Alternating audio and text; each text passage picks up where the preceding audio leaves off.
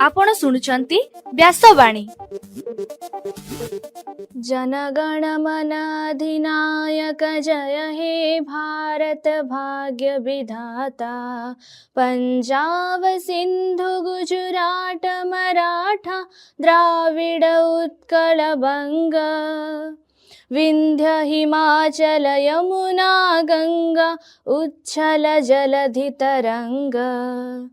तब शुभ नामे जागे तब शुभ आशीष मागे।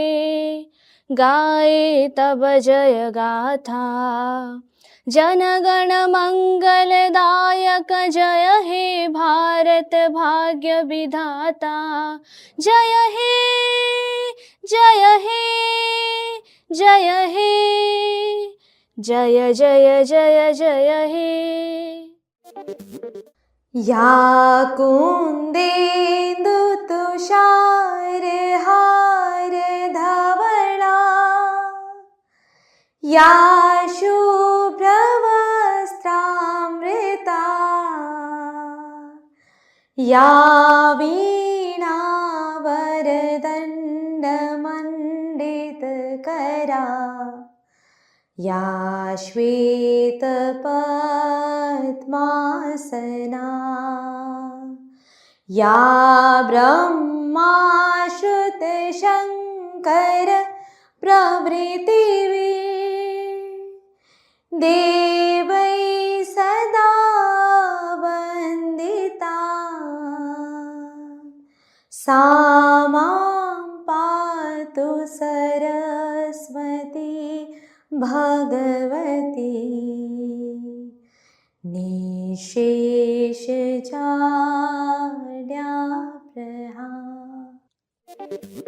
नमस्कार व्यासवाणीर खबर सहित मु शुभश्री नायक। प्रथमे मुख्य खबर। सीपीईटी मेधा तालिका प्रकाश पाइला। आज 8 तारिख पर्यंत छात्र छात्री पीजी पाठ्यक्रम पई निज पसंदर शिक्षानुष्ठान को आवेदन करि परिबे। भद्रक रे सरकारी विश्वविद्यालय एवं मेडिकल कॉलेज प्रतिष्ठा पई मुख्यमंत्री घोषणा। जेई एडवांस्ड परीक्षाफल प्रकाशित। हंस दारुका हेले ओडिशा टॉपर। पश्चिम ओडिशार गणपर्व शीतल षष्ठी यात्रा महासमारोह संपन्न। ऑपरेशन सिंदूर सफलता को दृष्टि रखी राज्यर सबु स्कूल रे राष्ट्र प्रथम अभियान आरंभ हेबो। सिक्किम रे भूस्खलन जोगु 3 जन जवान को मृत्यु। आज विश्व बाइसाइकेल दिवस पालन करा जाउछि। आईपीएल रो फाइनल खेल आज रॉयल चैलेंजर्स बेंगालुरु एवं पंजाब किंग्स मध्य अनुष्ठित हेबो। एवं आसंता 4 दिन पर्यंत उपकूल ओडिशा रे प्रबल गुळुगुळी अनुभूत हेबा नै भुवनेश्वर आंचलिक पाणीपाग विज्ञान केन्द्रर पूर्वानुमान। एबे संपूर्ण खबर। 2025-26 शिक्षा वर्ष रे स्नातकोत्तर बा पीजी रे नाम लेखाइबा पई होइथिबा कॉमन पीजी एंट्रेंस टेस्ट बा सीपीईटी फल गतकाली प्रकाश पाइछि। छात्र छात्री माने साम्स रे लॉगिन करी सेमानक परीक्षा फल और रैंक देखि परिबे। आज 8 तारिख मध्य छात्र छात्री सेमानक मार्क एवं रैंक आधार रे निज पसंदर शिक्षानुष्ठान रे पीजी पाठ्यक्रम पई आवेदन करि परिबे। प्रथम पर्याय मेधा तालिका जून 13 तारिख अपराह्न 4टा समय रे प्रकाश पाइबो। छात्र छात्री सही दिन ठारू 18 तारिख मध्य रे ऑनलाइन माध्यम रे एडमिशन फी पैठ करिवे एवं जून 16 रु 18 तारिख मध्य रे निर्धारित शिक्षानुष्ठान रे कॉमन एडमिशन फॉर्म सह अन्य प्रमाणपत्र दाखल करिवे। जून 23 रे द्वितीय एवं जुलाई 3 रे सीपीईटी रो तृतीय तथा चूड़ांत पर्याय मेधा तालिका प्रकाश पाइबो। एठारे सूचनायोग्य राज्यर 106टी शिक्षानुष्ठान रे विभिन्न विषय रे पीजी पाठ्यक्रम रहिछि। एथिरे नाम लेखाइबा पई मोट 30,802टी आसन उपलब्ध अछि। भद्रक रे खूब शीघ्र सरकारी विश्वविद्यालय एवं मेडिकल कॉलेज प्रतिष्ठा हेबा नै मुख्यमंत्री मोहन चरण माझी घोषणा करिसेंति। गतकाली भद्रक ब्लॉक रंभेला पंचायत रे अनुष्ठित एक सभारे मुख्य अतिथि भावे जोगदेई मुख्यमंत्री एही घोषणा करिसेंति। से कहिसेंति जे भद्रक रे खूब शीघ्र सरकारी विश्वविद्यालय और मेडिकल कॉलेज एंड हॉस्पिटल प्रतिष्ठा हेबो। एथि सहित धामनगर छकरे वैषयिक बयनशिल्प कॉम्प्लेक्स एवं पॉलिस्टर उत्पादन कंपनी मध्य प्रतिष्ठा करा जिवो। एहाकु नै भद्रकवासी मध्य खुशी एवं उत्साह भरी जाइछि। एही अवसर में मुख्यमंत्री श्रीजुक्त माझी 274 कोटी टंकार 13टी प्रकल्पर उद्घाटन और शिलान्यास करथिले। ଭଦ୍ରକ ମାଟିର ଆରାଧ୍ୟ ବାବା ଆଖଣ୍ଡଳମଣି ଏବଂ ଆରାଧ୍ୟା ଦେବୀ ମା ଭଦ୍ରକାଳୀଙ୍କ ସହ ଭଦ୍ରକ ମାଟିର ବରପୁତ୍ର କାନ୍ତକବି ଲକ୍ଷ୍ମୀକାନ୍ତ ମହାପାତ୍ର ଓ ଉତ୍କଳ କେଶରୀ ଡକ୍ଟର ହରେକୃଷ୍ଣ ମହତାବଙ୍କ ନାମକୁ ମୁଖ୍ୟମନ୍ତ୍ରୀ ସ୍ମରଣ କରିଥିଲେ। ସ୍ୱାଧୀନତା ସଂଗ୍ରାମର ସ୍ୱାକ୍ଷର ବହନ କରୁଥିବା ଇରମ ଓ ଲୁଣିଆ ମାଟିକୁ ମଧ୍ୟ ମୁଖ୍ୟମନ୍ତ୍ରୀ ଶ୍ରୀଯୁକ୍ତ ମାଝୀ ମନେ ପକାଇଥିଲେ। ଗତକାଲି ପ୍ରକାଶ ପାଇଛି ଚଳିତ ବର୍ଷର ଜେଇଇ ଆଡଭାନ୍ସ ପରୀକ୍ଷା ଫଳ।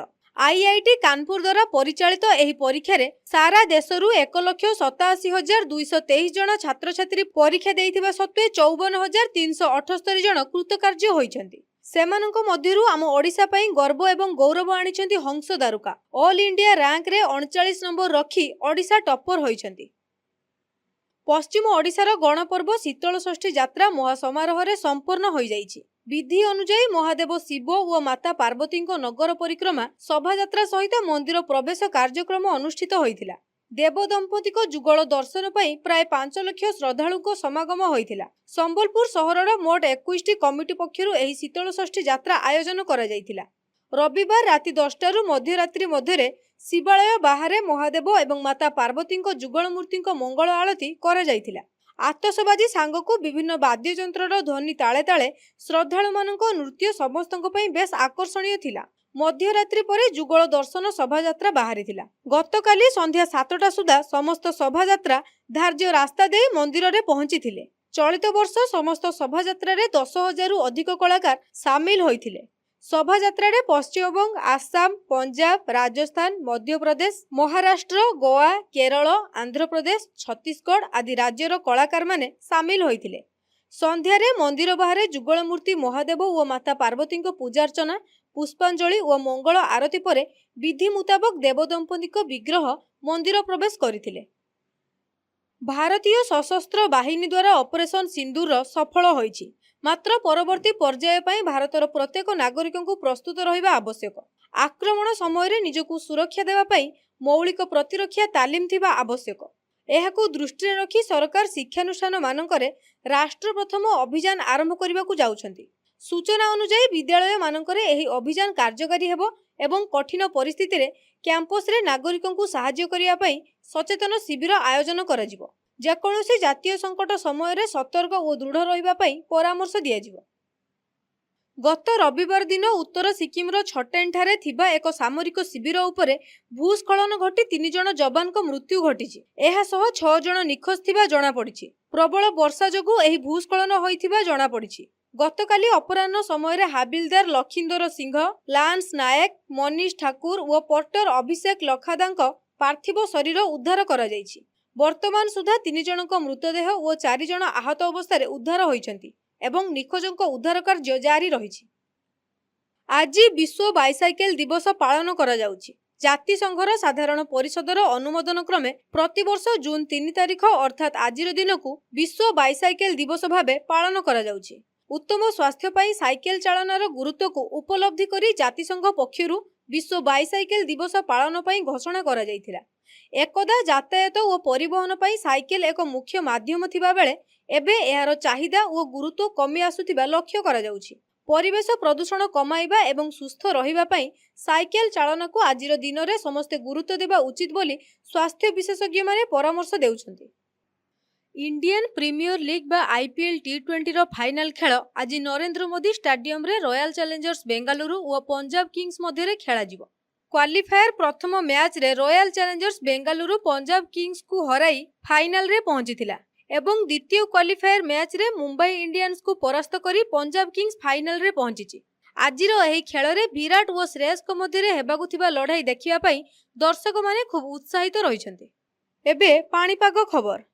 ଭୁବନେଶ୍ୱର ପାଣିପାଗ ବିଜ୍ଞାନ କେନ୍ଦ୍ରର ସୂଚନା ଅନୁଯାୟୀ ମୌସୁମୀ ବାୟୁ ଦୁର୍ବଳ ହେତୁ ବର୍ଷା ନ ହେବା କାରଣରୁ ଉପକୂଳ ଜିଲ୍ଲାଗୁଡ଼ିକରେ ପ୍ରବଳ ଗୁଳୁଗୁଳି ଅନୁଭୂତ ହେଉଛି। ଗତକାଲି ରାଜ୍ୟର 9ଟି ସ୍ଥାନରେ ତାପମାତ୍ରା 39 ଡିଗ୍ରୀ ଉପରେ ରେକର୍ଡ କରାଯାଇଛି। ଆଜି ବାଲେଶ୍ୱର ଜିଲ୍ଲାର ଦିନର ତାପମାତ୍ରା ସର୍ବାଧିକ 39.8 ଡିଗ୍ରୀ ରେକର୍ଡ କରାଯାଇଛି ଏବଂ ଆସନ୍ତା 4 ଦିନ ପର୍ଯ୍ୟନ୍ତ ରାଜ୍ୟରେ ଏମିତି ଗୁଳୁଗୁଳି ଅନୁଭୂତ ହେବ ବୋଲି ଭୁବନେଶ୍ୱର ଆଞ୍ଚଳିକ ପାଣିପାଗ ବିଜ୍ଞାନ କେନ୍ଦ୍ର ପକ୍ଷରୁ ଅନୁମାନ କରାଯାଉଛି। ଏବେ ଆସନ୍ତୁ ଶୁଣିବା ଆଜିର ସ୍ୱାସ୍ଥ୍ୟବାଣୀ। ଆଲର୍ଜି ଏକ ପ୍ରମୁଖ ସ୍ୱାସ୍ଥ୍ୟ ସମସ୍ୟା। ଆଲର୍ଜି ସବୁ ବର୍ଗର ଲୋକଙ୍କ ପାଖରେ ଦେଖା ଦେଇଥାଏ। ବିଶେଷ କରି ଶିଶୁମାନଙ୍କ କ୍ଷେତ୍ରରେ ଅଧିକ ଦେଖା ଦେଇଥାଏ। କାରଣ ଶିଶୁମାନେ ଖାଇବା ପିଇବା ଏବଂ ପରିଚ୍ଛନ୍ନତା ଉପରେ ବିଶେଷ ଧ୍ୟାନ ଦେଇନଥାଏ। ସ୍ୱାସ୍ଥ୍ୟ ବିଶେଷଜ୍ଞଙ୍କ ମତ ଅନୁସାରେ ଏଥିରେ ଆକ୍ରାନ୍ତ ହେଲେ ଦେହ କୁଣ୍ଡେଇ ହୁଏ, ଲାଳ ଜାତୀୟ ଖାଦ୍ୟ ଖାଇଲେ ଏହି ରୋଗ ଦେଖାଦେଇଥାଏ। ଏହି ରୋଗଠାରୁ ଦୂରେଇ ରହିବା ପାଇଁ ବଜାରରେ ବିଭିନ୍ନ ପ୍ରକାର ଔଷଧ ଉପଲବ୍ଧ ରହିଛି। ଏଥିସହ କିଛି ଘରୋଇ ଉପଚାର ମଧ୍ୟ ରହିଛି। ସେଗୁଡ଼ିକ ହେଲା ଖାଦ୍ୟପେୟରେ ପରିବର୍ତ୍ତନ କରନ୍ତୁ, ଅଣ୍ଡା ଜାତୀୟ ଖାଦ୍ୟ ଖାଆନ୍ତୁ ନାହିଁ, ଲୁଣି ମାଛଠାରୁ ଦୂରେଇ ରୁହନ୍ତୁ, ଥଣ୍ଡା ଜାତୀୟ ଖାଦ୍ୟ ଯଥା ଦହି, କୋଲ୍ଡ ୱାଟର, କୋଲ୍ଡ ଡ୍ରିଙ୍କ୍ସ, କାକୁଡ଼ି ଆଦି ଆଦୌ ଖାଆନ୍ତୁ ନାହିଁ, ଲାଳ ଜାତୀୟ ଖାଦ୍ୟ ଖାଆନ୍ତୁ ନାହିଁ। ଏହିସବୁ ଉପାୟ ଅବଲମ୍ବନ କଲେ ଏଲାର୍ଜି ଠାରୁ ଦୂରେଇ ରହିପାରିବେ। ସଚେତନ ରୁହନ୍ତୁ ଏବଂ ସୁସ୍ଥ ରୁହନ୍ତୁ। ଆଜିର ଖବରକୁ ଏଇଠି ରଖୁଛୁ। ନମସ୍କାର।